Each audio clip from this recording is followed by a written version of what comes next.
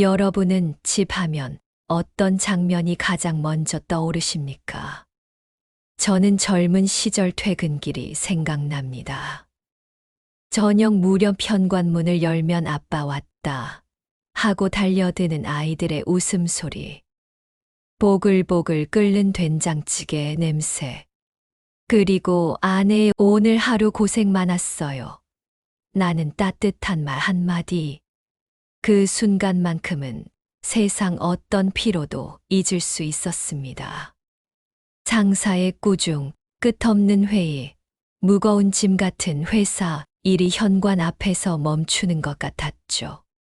집은 단순한 건물이 아니라 하루를 버틸 힘을 주는 안식처였습니다. 그런데 은퇴 후 맞이한 집은 전혀 다르게 다가왔습니다. 이제는 아침부터 저녁까지 집 안에서만 하루를 보내는 날이 많습니다. 일과가 사라지니 시간은 길고 느리게 흐르고 TV만 켜놔도 어제 본 드라마, 재방송이 또 나오고 휴대폰은 종일 울리지도 않습니다. 문득 이런 생각이 스칩니다. 같은 집인데 왜 이렇게 낯설게 느껴질까? 아이들은 이미 독립해 각자의 삶을 살고 손주들도 가끔 주말에나 찾아옵니다. 부엌은 여전히 그 자리에 있지만 가족들이 북적이던 풍경 대신 전자레인지에 도시락을 돌리는 제 모습만 남아 있습니다. 예전에는 불을 켜지 않아도 따뜻했던 집이 이제는 내가 직접 불을 켜야만 환해집니다. 집은 여전히 그대로인데 그 안의 풍경이 변하자 전혀 다른 공간처럼 느껴집니다. 어느 날 아내와 이런 대화를 나눈 적이 있습니다. 요즘 집이 왜 이렇게 썰렁할까? 예전에는 들어오기만 해도 따뜻했는데. 아내가 대답했습니다. 집이 썰렁한 게 아니라 우리가 달라진 거예요. 아이들이 떠났으니 이제 둘만 남은 거죠. 그 말을 듣고 가슴이 철렁했습니다. 집이 바뀐 게 아니라 내 마음이 바뀐 것이었구나. 또 다른 날은 친구와 술잔을 기울이다가 이런 얘기를 했습니다. 요즘 집에만 있으니까 내가 쓸모없는 사람 같아. 출근할 때는 그래도 회사에서 필요하다고 불러주는데 지금은 아무도 나를 찾지 않으니 집이 나를 가둬두는 감옥 같아. 친구가 웃으면서 말했습니다. 야, 그래도 집이 있으니까 이렇게 한잔 할 수 있는 거 아냐? 집 없는 사람 생각해봐라. 그 고마움은 내가 몰라서 그렇지. 그 말에 잠시 멈칫했습니다. 맞습니다. 집은 때때로 외로움의 무대가 되지만 동시에 우리를 지켜주는 울타리이기도 합니다. 심리학에서는 은퇴 후 많은 사람들이 느끼는 감정을 역할 상실감이라고 부릅니다. 더 이상 직장에서 불리는 이름도 가족 내에서의 주도적 역할도 줄어들다 보니 집이 고립의 공간으로 변해버리는 것입니다. 하지만 그렇다고 집이 우리를 버린 건 아닙니다. 집은 그저 묵묵히 우리를 비추는 거울이 된 것뿐입니다. 옛말에 이런 말이 있지요. 집이란 내가 기댈 수 있는 가장 조용한 나무 그늘이다. 그늘이 깊어지면 때로는 서늘하게 느껴지지만 햇볕이 너무 강한 날에는 그늘만큼 고마운 것도 없습니다. 집도 마찬가지 아닐까요? 결국 집은 그대로입니다. 문제는 우리가 어떤 마음으로 그 집을 바라보느냐입니다. 퇴근 후의 집은 보상이었고, 은퇴 후의 집은 거울이 됩니다. 우리의 기쁨과 외로움, 활력과 허전함이 모두 그 안에 담깁니다. 여러분은 어떠신가요? 여러분에게 집은 여전히 따뜻한 쉼터입니까? 아니면 은퇴 후 때때로 무겁게 다가오는 공간입니까? 은퇴 후의 집은 때로는 너무 조용해서 외로움이 밀려옵니다. 하지만 그렇다고 집이 항상 우리를 무겁게만 만드는 건 아닙니다. 뜻밖의 순간, 집은 세상 어디에서도 얻을 수 없는 위로를 줍니다.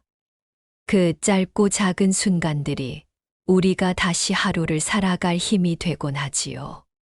얼마 전 병원에 다녀온 일이 있었습니다.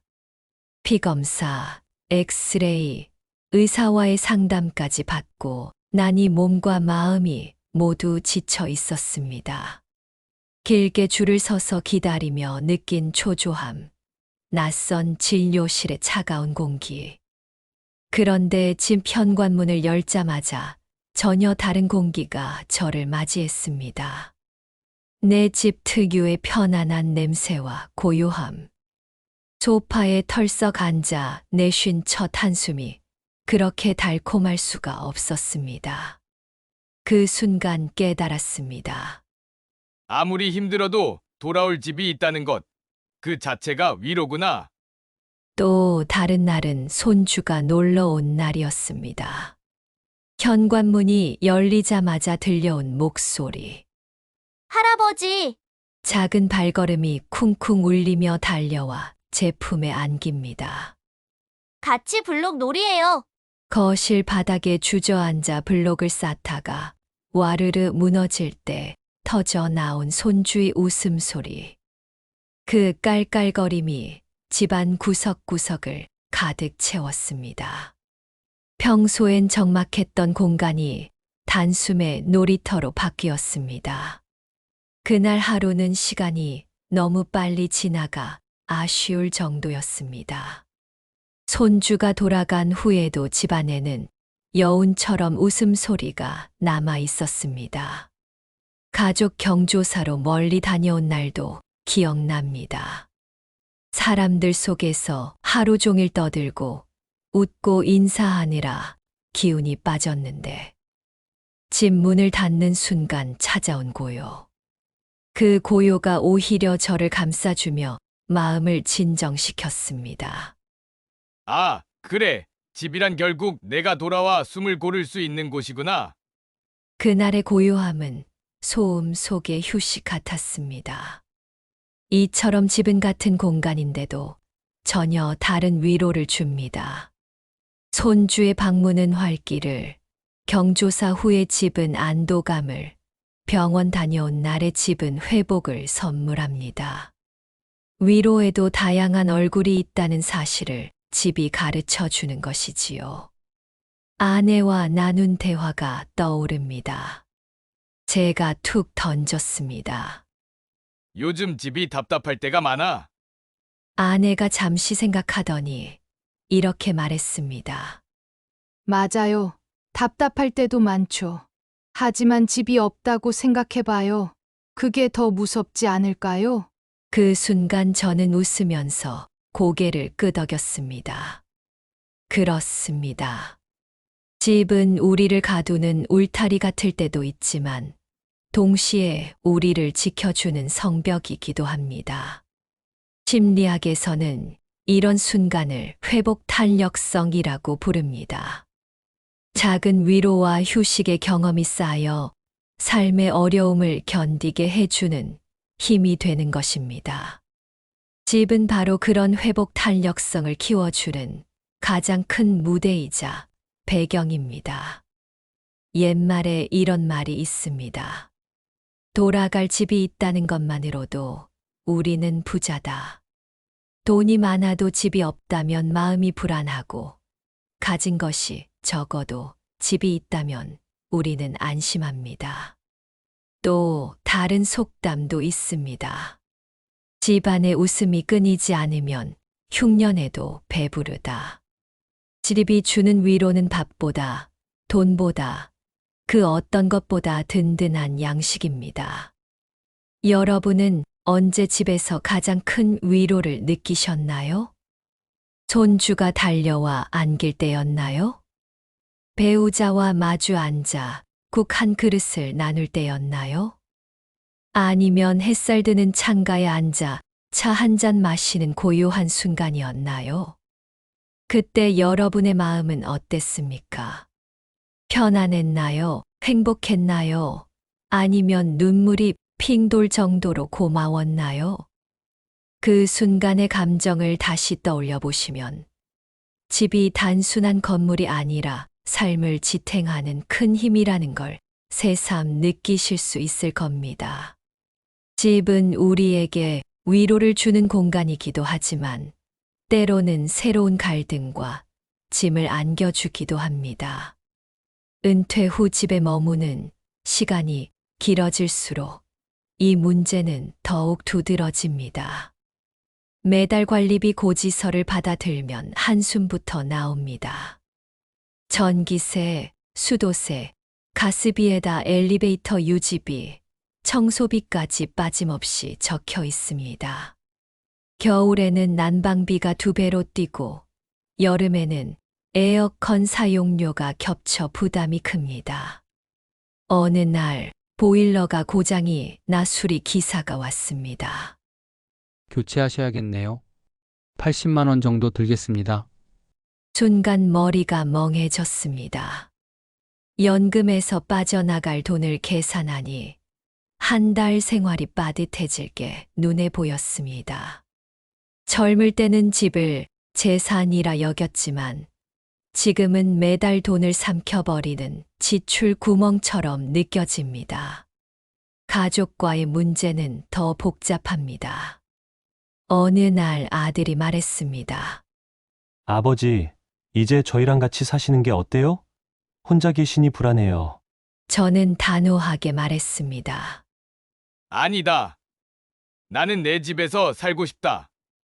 내 방식대로 살고 싶어. 아들은 걱정스러운 얼굴로 답했습니다. 저희 입장에서는 아버지 안전이 제일 중요해요. 혹시라도 쓰러지시면 어떡합니까? 그 순간 마음이 흔들리면서도 한편으로는 내가 짐이 되는 건 아닐까 하는 두려움이 밀려왔습니다. 같이 살면 서로 의지가 되겠지만 생활 방식의 차이가 갈등을 불러올까 걱정됩니다. 손주의 발소리, 며느리의 집안 살림 방식, 사위의 직장 스트레스까지 결국 집이 안식처가 아니라 긴장되는 공간이 될 수도 있습니다. 이웃과의 갈등은 은퇴 후 더 크게 다가옵니다. 윗집에서 들려오는 발걸음 소리, 아랫집의 늦은 밤 TV 소리, 현관 앞 주차 문제, 쓰레기 분리수거 다툼까지. 젊었을 때는 회사에 다니느라 크게 신경 쓰지 않았지만 이제는 집에 있는 시간이 길다 보니 작은 소음도 더 예민하게 느껴집니다. 한 번은 윗집에서 아이들이 뛰노는 소리가 1시간 넘게 이어졌습니다. 참다 못해 올라가 말했더니 이웃이 이렇게 대답했습니다. 애들이 크다 보니 조용히 시키기가 쉽지 않네요. 이해 좀 해주세요. 그 말에 화를 내기도 이해하기도 애매했습니다. 이웃과 얼굴을 마주칠 때마다 어색해지는 기분은 쉽게 지워지지 않았습니다. 심리학에서는 집이 인간에게 안전기지 역할을 해야 한다고 말합니다. 그런데 이 안전기지가 오히려 불안과 갈등의 무대가 될 때 사람은 쉽게 무기력에 빠집니다. 연구에 따르면 은퇴 후 노인의 삶의 만족도는 경제적 여유보다 가정 내 갈등 여부에 더 큰 영향을 받는다고 합니다. 즉, 집에서의 불편함은 단순한 생활 문제를 넘어 삶 전체의 만족도를 떨어뜨립니다. 옛말에 이런 말이 있습니다. 집안이 시끄러우면 밖에 천냥 재산도 소용없다. 아무리 돈이 많아도 집이 불편하면 결국 행복할 수 없다는 뜻입니다. 또 다른 말도 있습니다. 집은 몸이 쉬는 곳이 아니라 마음이 쉬는 곳이어야 한다. 벽과 지붕이 튼튼해도 그 안에서 마음이 불안하다면 그 집은 온전한 집이 아닙니다. 집은 언제나 그 자리에 있지만 우리가 어떤 태도로 살아가느냐에 따라 그 집이 짐이 될 수도 안식이 될 수도 있습니다. 경제적 부담은 절약과 계획으로, 가족과의 갈등은 대화와 이해로, 이웃 문제는 배려와 인내로 조금씩 풀어나가야 합니다. 집은 우리에게 늘 묻습니다. 나는 내게 무거운 짐이니 아니면 따뜻한 울타리니? 이 질문에 어떤 답을 내리느냐는 결국 우리의 선택과 태도에 달려 있습니다. 집은 우리에게 위로를 주기도 하지만 때로는 짐이 되기도 합니다. 특히 은퇴 후 하루 대부분을 집에서 보내다 보면 이 넓은 집이 왜 이렇게 답답할까 하는 순간이 생깁니다. 벽은 그대로 있고 가구도 변함없지만 마음이 달라지면 집은 낯설게 다가옵니다. 그렇다면 우리는 어떻게 집을 다시 따뜻한 공간으로 바꿀 수 있을까요? 집은 단순히 머무는 공간이 아니라 세월을 담은 그릇입니다. 책장 속 앨범을 꺼내보면 아이들이 웃으며 뛰어놀던 모습, 결혼식 날의 설렘, 첫 손주를 안았을 때 환한 얼굴이 고스란히 담겨 있습니다. 그 사진들을 바라보면 집이 단순한 건물이 아니라 우리 가족의 역사 박물관임을 알게 됩니다. 한 번은 서랍 속에서 오래된 편지를 발견했습니다. 아빠 사랑해요. 삐뚤빼뚤한 글씨가 적힌 종이. 순간 눈시울이 뜨거워졌습니다. 그 작은 종이 한 장이 집을 다시 특별하게 만들어 주었습니다. 잊고 있던 추억을 꺼내보는 것만으로도 집은 새로운 의미를 가집니다. 물론 집이 항상 따뜻하게만 다가오지는 않습니다. 한 달에 한 번 날아오는 관리비 고지서를 볼 때, 갑작스러운 수리비 청구서를 받을 때, 집은 짐처럼 느껴집니다. 빈집처럼 고요한 공간에 혼자 앉아 있으면 집이 오히려 나를 고립시키는 감옥처럼 느껴질 때도 있습니다. 그럴 때일수록 마음이 더 무겁습니다. 내가 이렇게 큰 집에 살아서 뭐하나? 오히려 짐만 되는 게 아닐까? 이런 생각이 들면 집은 더 이상 쉼터가 아니라 부담으로 다가옵니다. 그렇다고 집이 완전히 짐이 되는 건 아닙니다. 작은 변화 하나만으로도 집은 다시 숨을 쉽니다. 거실에 화분 하나 들여놓는 것만으로도 분위기가 달라집니다. 텃밭을 만들어 싱싱한 채소를 키우면 매일 물을 주는 순간마다 활력이 생깁니다. 창문을 열어 바람을 들이고 불필요한 물건을 정리하면 답답했던 집이 한결 넓어집니다. 아내가 이런 말을 한 적이 있습니다. 집이 답답한 게 아니라 우리가 너무 쌓아둔 거야. 치워야 집이 숨을 쉬지. 그 말에 물건을 정리하기 시작했더니 정말 집이 달라 보였습니다. 심리학 연구에서도 정리정돈이 우울감을 줄이고 마음의 안정감을 높여준다고 합니다. 집을 과거의 추억으로만 바라보면 허전해질 수 있습니다. 중요한 건 오늘 이 순간을 어떻게 채우느냐입니다. 아침에는 창가에 앉아 햇살을 받으며 커피를 내리는 습관을 만들어 보세요. 그 짧은 시간이 하루를 따뜻하게 열어줍니다. 저녁에는 좋아하는 음악을 틀어놓고 배우자와 차 한 잔을 나누면 집은 다시 대화와 교류의 공간이 됩니다.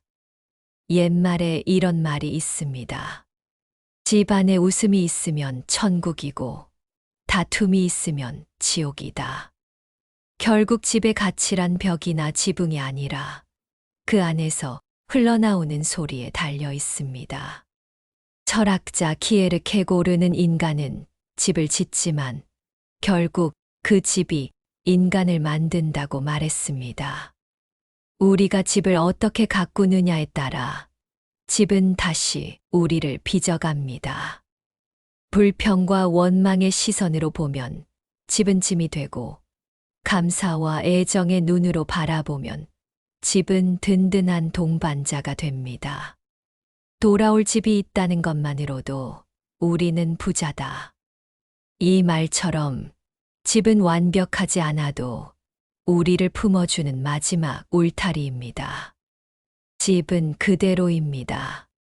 변하는 건 우리가 집을 대하는 태도입니다. 추억을 꺼내보고 작은 변화를 만들고 오늘을 의미 있게 채울 때 집은 다시 따뜻한 쉼터가 됩니다. 여러분의 집은 지금 어떤 얼굴을 하고 있습니까? 따뜻한 그늘입니까? 아니면 무거운 짐입니까? 그 답을 바꾸는 열쇠는 언제나 우리 손에 있습니다. 집은 비바람을 막아주는 단순한 건물이 아닙니다. 심리학에서는 집을 인간의 두 번째 피부라고 부릅니다. 옷이 우리 몸을 보호하듯 집은 우리의 마음을 보호하는 울타리이기 때문입니다. 심리학에서 자주 언급되는 개념 중 하나가 안전기지입니다. 사람은 누구나 지치고 힘들 때 돌아갈 수 있는 안전한 장소가 필요합니다. 어린 시절에는 부모의 품이 그 역할을 하지만 성인이 되고 나서는 집이 그 역할을 합니다. 저도 젊었을 때 회사에서 큰 실수를 하고 혼이 난 날이 있었습니다. 그날은 퇴근길 발걸음이 무겁고 세상이 다 나를 외면하는 것 같았습니다. 하지만 집 문을 열자 아이들이 아빠 왔다 하며 달려왔습니다. 그 순간 세상이 아무리 차갑더라도 집은 나를 받아주는 안전기지라는 걸 실감했습니다. 심리학자들은 이 안전기지가 흔들릴 때 인간은 불안과 우울에 쉽게 빠진다고 말합니다. 즉, 집이 안정감을 주지 못하면 삶 전체가 흔들리기 쉽습니다. 사람의 감정은 공간과 깊이 연결되어 있습니다. 밝고 정돈된 공간에서는 마음이 가벼워지고 어둡고 어수선한 공간에서는 우울해지기 쉽습니다. 심리학에서는 이를 환경, 자아일치라고 부릅니다. 쉽게 말해 집이 어지러우면 마음도 어지럽다는 뜻입니다. 예를 들어 창문을 열어 햇살이 들어오는 거실에서 차 한 잔을 마실 때는 기분이 한결 밝아집니다. 반대로 커튼을 닫아둔 채 쌓아둔 짐더미 속에 앉아 있으면 마음이 무겁고 우울해집니다. 즉, 집의 환경은 우리의 정서를 그대로 반영하는 거울입니다. 집은 단순히 사는 곳이 아니라 나 자신을 보여주는 무대입니다. 누군가는 집안을 정갈하게 정리해야 마음이 편하고 누군가는 사진과 추억의 물건이 눈에 띄어야 안정감을 느낍니다. 은퇴 후 집이 곧 나 자신을 대변하기 때문에 집을 어떻게 관리하느냐가 곧 자기 존중과 연결됩니다. 심리학자들은 이를 환경과 자아의 일치라고 설명합니다. 즉, 집을 가꾸는 행위는 단순히 공간을 정리하는 게 아니라 자기 삶을 존중하는 태도입니다. 집은 우리의 회복 탄력성을 키워줍니다. 세상에서 지치고 상처받아 돌아와도 집에서 따뜻한 밥 한 끼를 먹고 편히 잠들면 다음 날 다시 힘을 낼 수 있습니다. 이 작은 경험이 쌓여 어려움을 견디는 힘이 됩니다. 연구에 따르면 은퇴 후 노년층의 행복감은 경제적 수준보다 집에서 느끼는 안정감과 만족도에 더 큰 영향을 받는다고 합니다. 즉, 돈보다 중요한 건 결국 집에서 얻는 편안함입니다. 집이 힘이 되는 순간도 있지만 반대로 집이 무너질 때 우리는 큰 불안을 경험합니다. 벽에 금이 가 있거나 집안이 늘 다툼으로 가득하다면 그 집은 안전 기지가 아니라 불안의 상징이 됩니다. 이럴 때 사람은 쉽게 우울과 무기력에 빠집니다. 하지만 작은 웃음소리, 따뜻한 대화, 정돈된 공간은 금세 집을 다시 치유의 공간으로 바꿉니다. 집은 칼날처럼 우리를 베일 수도, 약처럼 우리를 살릴 수도 있는 이중성을 가지고 있습니다. 옛말에 이런 말이 있습니다. 집안에 웃음이 끊이지 않으면 흉년에도 배부르다. 집의 본질은 크기나 위치가 아니라 그 안에서 나누는 정과 웃음입니다. 심리학자 칼 융은 이렇게 말했습니다. 인간은 집 속에 살지만 동시에 집은 인간의 영혼 속에 산다. 집과 인간은 서로 영향을 주고받으며 결국 우리는 집을 만들고 집은 우리를 만듭니다. 집은 단순한 건물이 아닙니다. 우리의 마음을 보호하는 두 번째 피부, 삶을 지탱하는 안전 기지입니다. 집을 어떻게 가꾸고 어떤 마음으로 바라보느냐에 따라 우리의 행복과 심리적 건강은 크게 달라집니다. 여러분의 집은 지금 어떤 모습입니까? 여러분을 지켜주는 따뜻한 울타리입니까? 아니면 마음을 무겁게 만드는 짐입니까? 그 답을 돌아보는 것만으로도 집은 새로운 힘을 건네줄 것입니다. 은퇴 이후 집은 우리 삶의 중심 무대가 됩니다. 때로는 고독을 주고, 때로는 위로를 주며, 때로는 갈등을 불러오기도 합니다. 결국 집은 단순한 건물이 아니라 우리의 인생을 비추는 거울입니다. 벽에 걸린 오래된 가족 사진, 첫 월급으로 장만한 낡은 장롱, 아이가 남기고 간 교복. 그 모든 것이 집안 어딘가에 남아 우리의 시간을 증언합니다. 저도 어느 날 서랍 속에서 손주가 그려준 그림을 발견했습니다. 삐뚤빼뚤한 글씨로 할아버지, 사랑해요라고 적혀 있었죠. 그 작은 종이 한 장이 집을 단순한 건물이 아니라 세대와 세대를 잇는 시간의 다리로 만들어 주었습니다. 은퇴 후 하루 대부분은 집에서 흘러갑니다. 아침에 눈을 떠 창밖을 보는 순간, 점심에 전자레인지로 간단히 식사를 해결하는 순간, 저녁에 텅 빈 거실 불빛 아래 혼자 앉아 있는 순간, 이 작은 일상들이 모여 우리의 하루를 이루고 있습니다. 솔직히 말하면 어떤 날은 집이 버겁게 느껴집니다. 불 꺼진 거실에 앉아 있으면 내가 왜 이렇게 외로울까 하는 생각이 밀려옵니다. 그럴 때 집은 쉼터가 아니라 나를 가두는 벽처럼 다가옵니다. 하지만 또 어떤 날은 다릅니다. 창문을 열어 햇살이 들어오는 거실에 앉아 차 한 잔을 마시면 세상 어떤 카페보다 따뜻합니다.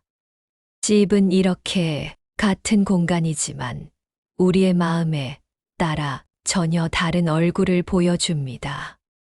나이가 들수록 집은 더 큰 의미를 가집니다. 젊을 때는 집이 단순한 숙소였다면 노년의 집은 인생의 마지막 무대이자 새로운 시작점입니다. 이 집에서 우리는 손주를 맞이하고 배우자와 대화를 나누며 때로는 스스로와 마주합니다. 철학자 하이데거는 인간은 거주함으로써 존재한다고 말했습니다. 우리가 어떤 집에서 어떤 방식으로 살아가느냐가 곧 우리의 존재를 규정합니다. 동양에서도 옛말에 이런 지혜가 있습니다. 집안에 웃음이 있으면 천국이고 다툼이 있으면 지옥이다.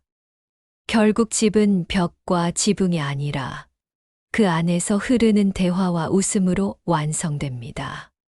톨스토이는 행복한 가정은 모두 닮았다고 말했습니다. 그 닮음이란 서로의 마음을 나누는 따뜻한 일상일 것입니다. 집은 완벽해야 행복한 것이 아닙니다. 때로는 수리비 고지서가 부담스럽고, 때로는 텅 빈 방이 외로움을 더하지만, 그럼에도 불구하고 집은 여전히 우리를 품어주는 마지막 울타리입니다. 우리가 집을 어떻게 바라보느냐, 어떤 마음으로 살아가느냐에 따라 집은 짐이 될 수도 있고 삶의 힘이 될 수도 있습니다. 집은 매일 우리에게 묻습니다. 나는 내게 어떤 의미로 남고 싶니? 그 답은 우리의 태도에 달려 있습니다. 작은 웃음을 나누고 서로를 이해하는 대화를 이어갈 때 집은 다시 든든한 동반자가 됩니다. 집이 따뜻하다면 나이 들어도 우리는 외롭지 않습니다. 집이 든든하다면 하루가 힘겨워도 다시 일어설 수 있습니다. 여러분의 집은 지금 어떤 모습입니까? 웃음 소리가 오가는 따뜻한 집입니까? 아니면 고요 속에서 스스로를 돌아보는 사색의 집입니까? 혹은 아직도 짐처럼 느껴지는 무거운 집입니까? 그 답을 어떻게 바꾸느냐는 결국 우리 자신에게 달려 있습니다. 오늘도 집까지 오시느라 고생 많으셨습니다. 이 이야기가 여러분의 집을 다시 바라보는 작은 계기가 되기를 바랍니다. 영상이 마음에 드셨다면 구독, 좋아요, 알림 설정 부탁드립니다. 그리고 여러분의 집에 담긴 이야기를 댓글로 나눠주세요. 여러분의 경험이 또 다른 누군가에게 큰 공감과 위로가 될 수 있습니다.